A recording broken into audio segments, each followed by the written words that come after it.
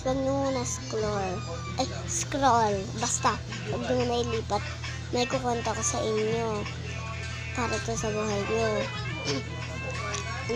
Pag hinabol kayo ng isang oso, yumuko lang kayo. Tapos kailangan yung magiging mali talaga kayo at bigla ka na lang niyang iiwan kaya ng pag-iwan niya sa'yo. You betrayed me and I want to love you really sorry. And though you hurt, I stuck to hurt. We'll be one together and you is the word. And nothing no matter that you will 2 weeks. And go out today, her as you really cheat. And you still a traitor.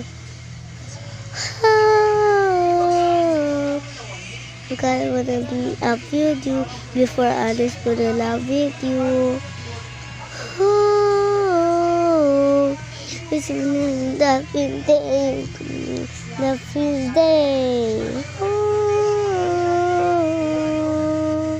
Ang sakit.